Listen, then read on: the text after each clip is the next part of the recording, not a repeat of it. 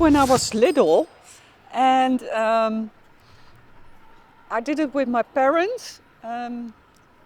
My mother brought me to school on the bike, and after that I went to school on my bike myself, and later on I went to work on my bike. So I love to bike everywhere in the city. So yeah, welcome this morning, Kashmira and Esther, in the recording for the webinar, an exploration of gender bias in the field of cycling. And we decided to organize a webinar on this theme because some organizations called Breaking the Bias, the theme for Women's Day this year. And we thought that was quite inspirational to think about what is happening in the field of cycling or what has happened in the past and how does that relate to gender biases in our world. And to kick it off, it would be nice to hear a short introduction of both of you, who you are, and maybe a first impression of your relationship to the theme of gender bias or the theme of cycling. So I would like to first give the floor to Kashmira Medora Dubash. Great. Thank you so much, Angela, for having me on this webinar.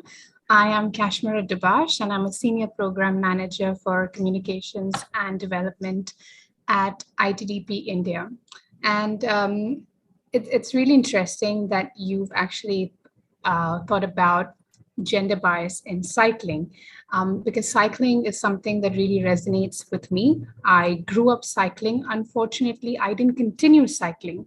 But now that I am a mother, I want that ingrained in my children, just being slightly more aware of the importance of cycling, that the impact that it has on us growing up, and how we need to basically revolutionize cycling, especially in a country like India, where our roads are chock-a-blocked by cars, two-wheelers, and how do we bring in cycling as the way forward for the next generation.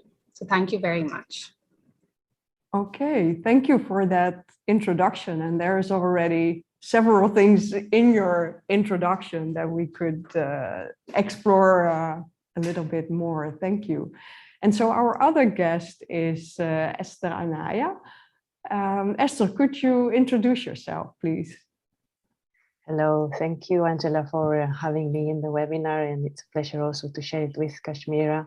My name is Esther and Anaya-Boig. I'm based in London, doing research from here, but I'm originally from Barcelona, so I also do research in my country, in Spain.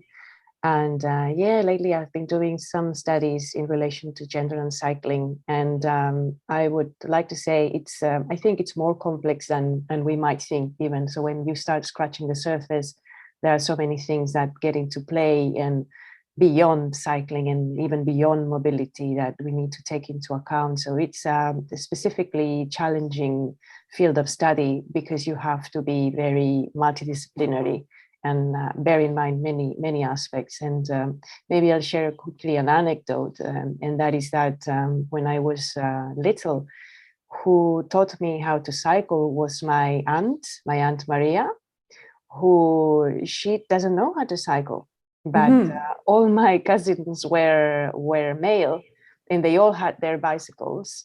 And when we spent the summers together, she said, "Oh, you need to join them. You need to be able to play with them to get into the bicycle as well. And I'm going to show you, no matter what. Like, I don't know, but I will show you." And she showed me that way. So not even my mom knows how to cycle. So yeah, it's kind of thanks to her, she broke that cycle of women not accessing. In that case, it was a game. It was just a bicycle for play, yeah. But of course, it opens up the presence of the bicycle in your life. So I think it was a very important moment in my life. Yeah. Well, thank you for that anecdote, Esther. And I think that is also a perfect, also a perfect example that also relates to what Kashmira said, that she wants to ingrain cycling with her children, and how then I'm thinking how also play and the importance of play for children and space to play. Is really something to think about as parents, but also more generally as citizens, to give room for those experiences. And if I may add, to the conversation, for me, growing up a girl in the Netherlands, it was nothing special to learn to ride bikes, and I never really thought much about biking until I started to teach women from other countries to ride bikes. But when I was a child, I definitely had this experience of gender bias and play, because when I was young, I really liked to play football with all my friends. And then by the time I was 6-year-old or so, the boys, they were allowed in the football club, and they started to learn about the rules of football and how you should, how you were supposed to play it. And in my village, it was not allowed. We didn't have a team for girls. So then suddenly, it was the boys and girls division. And there was really this bias, in my opinion, that it's not suitable for girls to play football. And in that way, maybe a little bit comparable to some countries still today, where cycling is not necessarily seen as something for girls. Yes, especially during the winter when it's dark, when I have to go to work or when I have to come back from work. I don't really like to bike through the Delftse Hout, where it's like no lights or street lights, and it's really dark over there. So then I take another route, where I feel safer. Well, in the night I don't bike by myself. Then I use a scooter. And Esther, can you maybe talk a little bit about this from your experience in Spain or your experience in the UK? Yeah, I can pick up. I mean, there are already so many themes, but I would like to pick up the playfulness theme a little bit, because I think we're talking about it like for children or for leisure time, but I think playfulness and the concept of fun actually is quite present in mobility currently. I'm thinking about micromobility, e-scooters. Many of the people who prefer using or choose using those modes, they say it's for fun, and fun is quite high up in the list, and similarly for cycling as well. So I think it's also related to mental health, I believe. So we need to enjoy what we do. We need to enjoy life in general. We need to enjoy it when we move as well. And I think women are more deprived of that possibility of having a good time, having a good experience, having a positive experience, and having a positive mental health experience when cycling because of being a woman. So I think that's one of the things I would like to highlight, and it's one of the objects of my research at the moment. And that is linked to, for me, or at least it's what I'm trying to do as well in research and surveys, for example, and interviews, is to broadening the concept of safety. So we're thinking about safety only in terms of traffic safety, but I think for women is also linked to sexual harassment, to fearing that someone is going to try to touch you or to catcall you and you will be distracted, and that's a risk for your life. So it's not a joke, really. And we started asking that question in Barcelona, for example, and we found that 40% of women that they didn't cycle, they recognized that as a barrier. So sexual harassment was a barrier for them to cycle. So, and I think it's because as women, we are in the public space, we are exposed, our bodies are exposed, and we are object of other people's sight, the views of other people's are on us. And that obviously opens up to the possibility of harassment. So any situation in which a woman is on a public space and exposed, that can be visible, can be seen, I think it puts her in a compromised situation and creates this perception of unsafety and fear as well. And it's not only the perception, it's real as well. We do have cases of harassment and cases of, women telling that has been a problem for them, that they change their routes, that they change their itineraries because of that, and things like that. So these really have a real impact on women's mobility while cycling, and the choice of cycling or not. Yeah. Mm-hmm.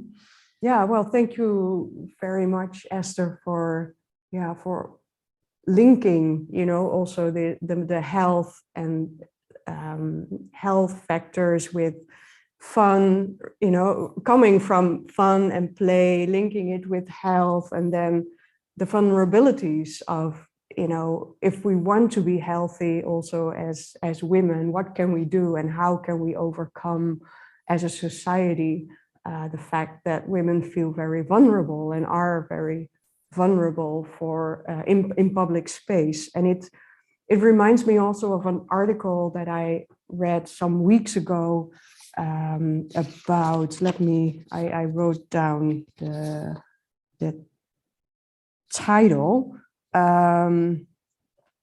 The title is Women Who Bike at Night, and it is about women in Boston, a woman in Boston who started during the pandemic. She started to ride her bike in the night, and a friend was taking her along and showing the routes that are nice to use at night. And what I liked about that article was that it also combined this perspective of, on the one hand, she really enjoyed these rides at night, and that was really surprising for her. She didn't expect that it could be fun to ride in the night, but because it was quiet in the streets, quiet with traffic, she felt more safe in terms of traffic safe. And as she did it more, she also felt more comfortable being out at night. And then, of course, in the article, it was also linked with, many women feeling vulnerable and not able to ride in the evenings, or wanting more street lights and, more attention for that. But I really liked it that she also took the positive experience of riding in the night, and that we should have access to that. And Kashmira, is there anything happening around that theme in India? For example, riding in the night, or social unsafety, sexual harassment, and linked with cycling or mobility? So Angela, there isn't research done on women's safety and cycling per se in India, but just building on the point that Esther mentioned, that I think 40% of women in Barcelona face some sort of sexual harassment. In a city like Delhi, which is the capital of India, there was a study done back in 2010. 90% of women, so 90% of women faced sexual harassment on streets, and more than 50% was on public transport. So I don't have that data for cycling, but it is definitely an issue in India, and safety is one of the biggest concerns of women getting onto the cycle, especially at night. I mean, I personally have never seen a woman cycle at night in India. It may be in the early morning hours as a means of recreation, or it might be definitely during the daytime as a means of commute to get to work. But cycling at night in India is just almost unheard of, because women do face these issues of name calling, eve teasing, whatever you call it. So it's a concern. Mm-hmm. So much so that just want to draw one example of even women who learn to cycle. So there's a district in Tamil Nadu, which is the state that I'm in at the moment. There's a district in Tamil Nadu called Pudukkottai. They had a training camp for more than 100,000 women to train them to cycle. And these women had no means of commute except for walk, because they didn't even have buses in that district. It was it's a very small rural town. And when these women were learning to actually cycle, they were name called even then. But that was, again, it was a very small district, and because all of a sudden they had that sense of independence, that sense of freedom, that I can now commute without having to depend on a man to commute, without having to depend on my husband to drop me off to work, or depending on anyone else. They were even name called then, because all of a sudden these women were seen as women in power, which obviously didn't go well in a small district like Pudukkottai. Yeah, thank you. And I can imagine, well, at least, from my experience in working with women who learn to cycle, that they already feel so vulnerable, and they are oftentimes ashamed of the fact, that they cannot cycle and they want to learn it as an adult. And then, imagine being catcalled and being called at. It's really a terrible experience. In many ways, it's almost a deterrent. It's almost a deterrent for women who wish to probably take up cycling, and then because of the fact that they don't want to experience what other women are experiencing, and it's almost like, I don't want to get onto the cycle, or I don't want to walk. Just choose a private vehicle then. Yeah, and so what I'm thinking about is that, the three of us, we all work in the field of urban planning, cycling planning, mobility planning. Do you think there are ways that we could incorporate certain actions or motives or aspects in policies we write, or in conversations we have with clients, or with research questions that we think we should push forward? Because there are more examples indeed also of women asking for infrastructure or street lighting and that sort of thing, but the whole aspect of harassment or being called at, is there anything we as professionals could work on? Esther, maybe you want to take a first.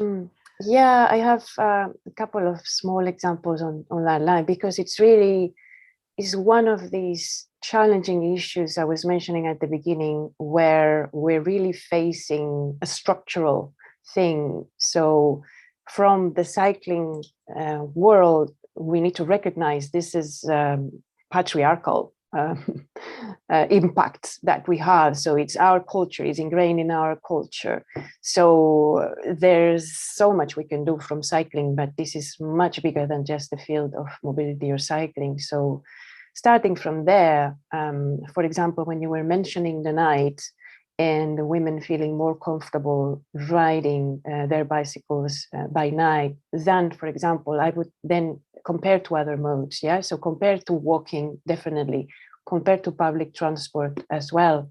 So, for example, in Barcelona, there are like these night buses that connects the city when the tube is not working during the weekdays. So there was a request from women, especially, to access the public bike sharing scheme during the night.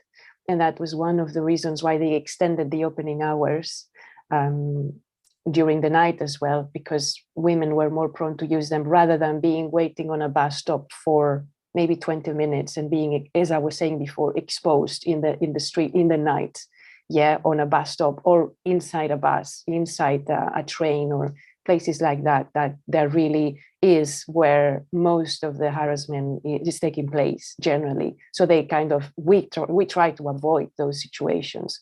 So there are policies that can help us avoid those situations. I mean, it's not the perfect strategy because, as I said, this is something structural and we should go and try to sort out why this is happening in the first instance, yeah?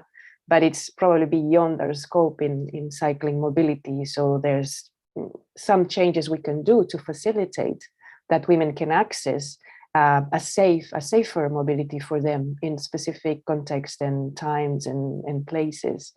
So that would be one thing. And another thing, like very practical but small thing, it's that widening the definition of safety. The Barcelona bylaw introduced a few years ago a sanction to those drivers of cars or motorized vehicles who were harassing cyclists who were on the road. So especially in 30 km/h zones, roads are quite narrow, and if you find a cyclist, it goes slow. So people tend to get impatient and honk at them. So because of this regulation, it's not allowed to do that, and you can receive a sanction because of having honked the cyclist because of that situation, you know. But then we requested they opened up the definition of the harassment to also sexual harassment, to include that a woman could report, a woman or a non-binary person could report having been harassed because of their gender.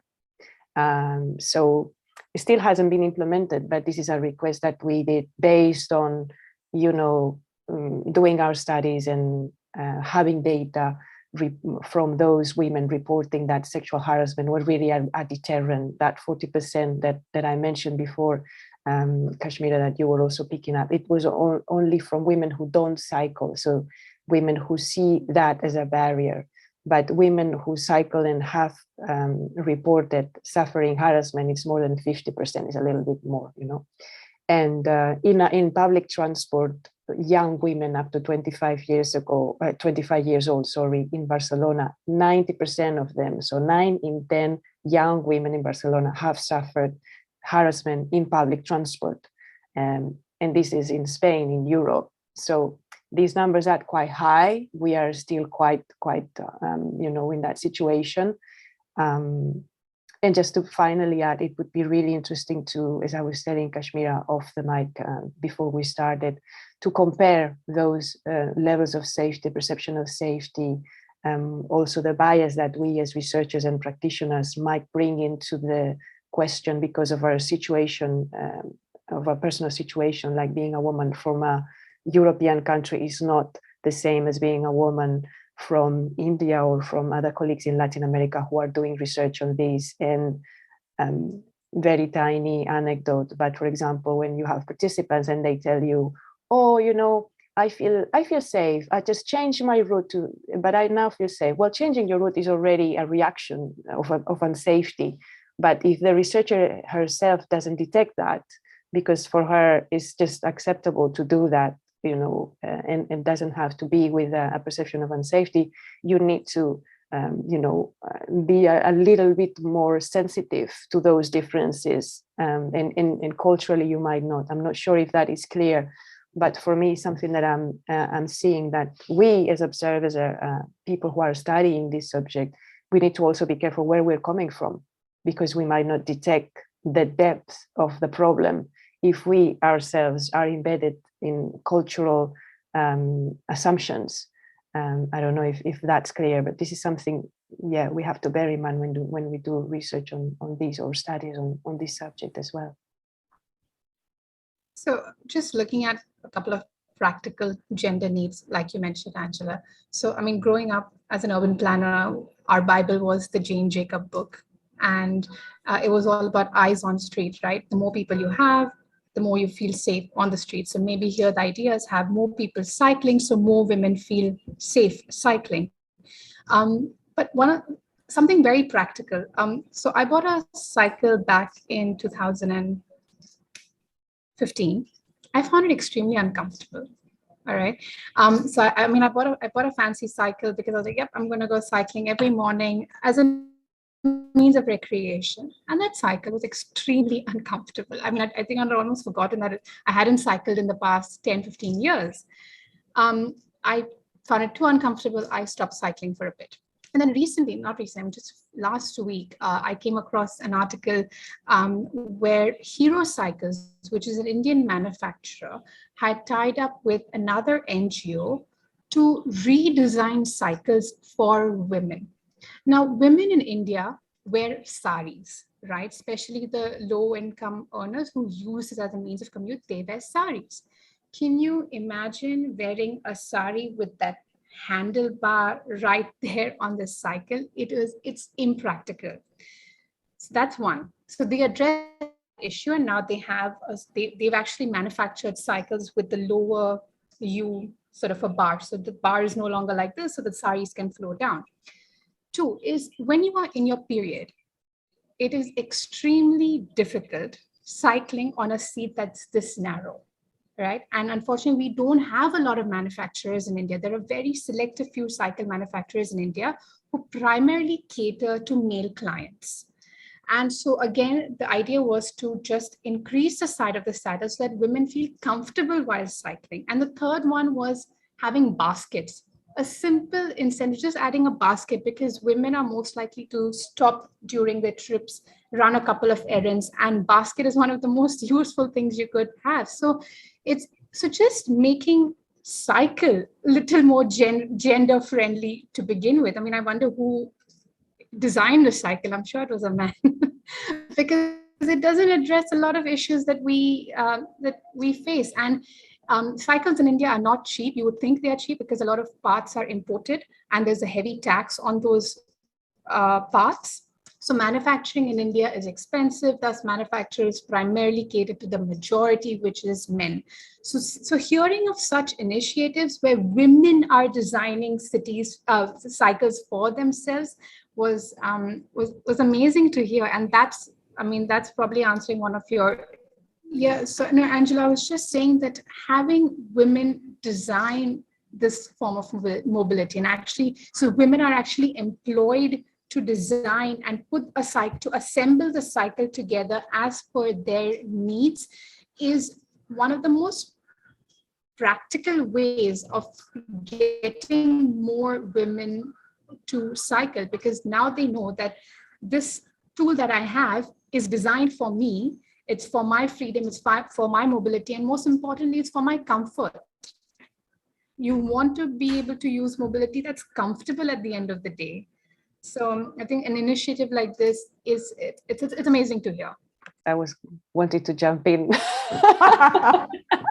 Thank you, because Kashmira really raised such an important question. I started looking at saddles a few years ago, and it was so outrageous because the hips of women, so our sitting bones, our ischia bones, those bones that press wherever we're sitting, the two bones that are in our hip girdle. So they're more separated than in men. And that's because, of course, we are designed for labor. And that is something in our anatomy. And that is why saddles usually are wider for women. And correspondingly, when you buy those pants or trousers, the padding has to have a different shape, this kind of a hard shape that the padding in the trousers have for women. I mean, we're mixing a little bit here because this impacts more women who do cycling for sports, because they use the cycling much more intensively than we would do for transport. But still, it has to do with comfort, which is something that I'll come back later, because also very important notion here. But just to tell you that, personally, I started to find I was going to do some shopping, trying to find this padding that fits my anatomy, and I couldn't find it. I was so outraged. Like, this is anatomy. This is how our bones are. We know that from a long time. This is not a new discovery. How come we cannot find that kind of thing already integrated, implemented in the design of saddles and corresponding gear that women need to use for cycling? So that is very outraging if you think about it, because it's really a missing link. This is really something very, very prominent. And I think in the last years, this has improved a little bit, because at least here in the UK, one women athlete cyclist raised this subject because she had to go through a few rounds of surgery because of damage inflicted from using saddles that really don't fit women's anatomy. So she wrote an article in The Guardian, and from there she started collaborating with some brands to, as Kashmira was saying, design more, not only comfortable, but saddles that are more adapted to women's anatomy. And this is, you know, it's really, it's damage, it's physical damage, it's quite, you know, surgery is quite a strong thing to go through because of a bias in the design of that kind.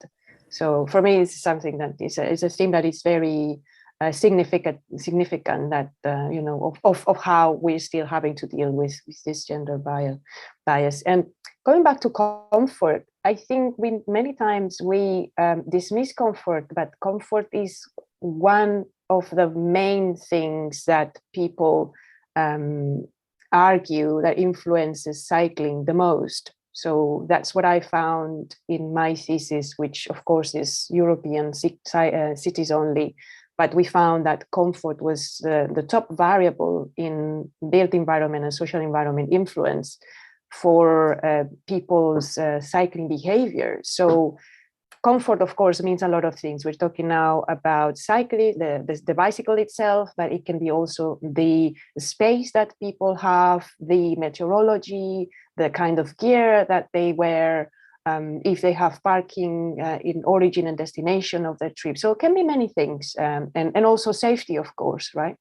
So, but yeah, this links to another point I'd like to raise, that regarding to your question, Angela, what kind of policies can we make? And I think the most prominent one is infrastructure design, because we know that women in general, everyone, but especially women, appreciate protective infrastructure for cyclists. So women prefer to cycle in separated cycle lanes, in more protected cycle lanes. So, and wider, because sometimes they carry babies, they carry goods in their bicycles, and they need to have a bit more space to feel safer, to feel more comfortable. So in some places, and that's the case in Barcelona, infrastructure can be quite narrow.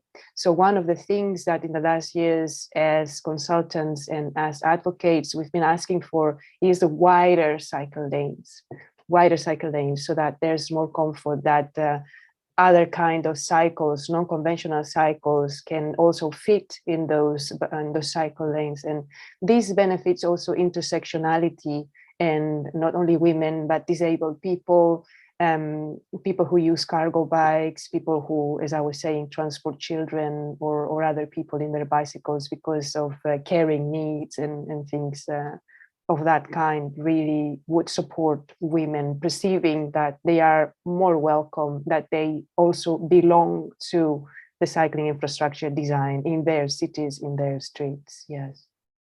The cycling revolution, or the cycling buy-in, really started about during the pandemic, because we didn't have public transport anymore. Using even private vehicles was becoming slightly tricky. So a lot of people started opting for walking or cycling. Cycling as also a means, I think Esther touched upon earlier, it's just for mental health, because you've been locked in your houses for so long. So when you're out, you want a bit of workout, and you want to use a cycle to run short errands. And then there was ITDP, along with the Ministry of Housing and Urban Affairs in India, actually facilitated a Cycles for Change challenge. So it was a nationwide challenge where more than 100 cities came together to compete. So they basically tested out interventions like your cycle tracks, basically your tactical urbanism interventions. They wanted to test it out. Then they wanted to learn from that testing, because most of our cities don't have cycle lanes. So wider cycle lanes is a luxury altogether, but the fact that we need cycle lanes was the argument. So they had tactical urbanism interventions. Then they learned from those interventions. And now they're looking at stage 2 of the challenge. They're looking to scale up those interventions. And also recently, in fact, just in January, we had a Freedom to Walk and Cycle challenge in India. And that challenge was for city leaders, like your commissioners, your nodal officers, smart city CEOs, and they came together and they recorded their walk cycle activities on Strava app.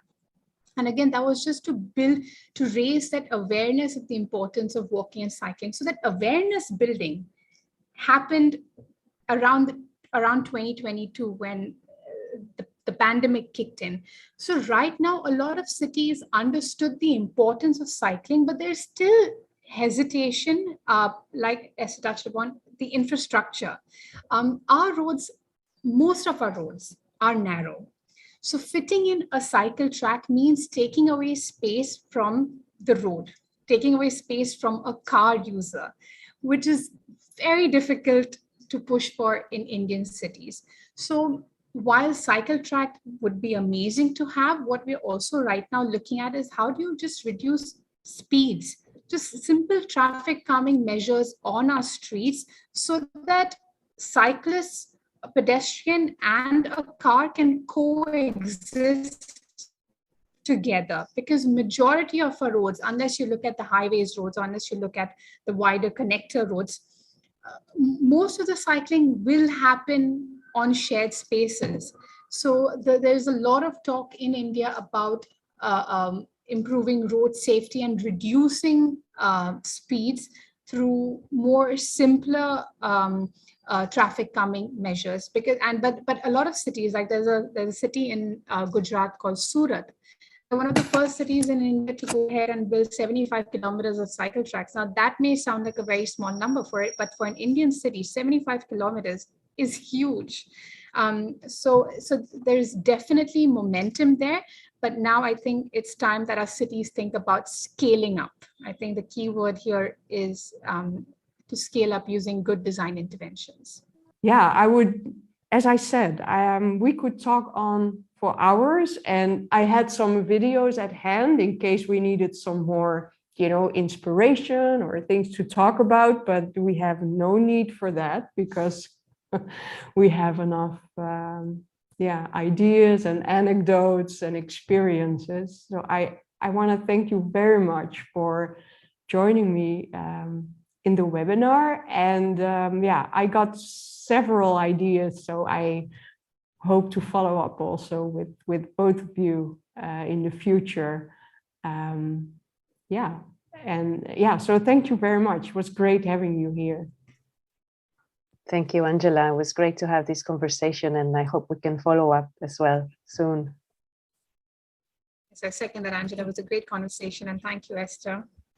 Great conversation around this very interesting topic.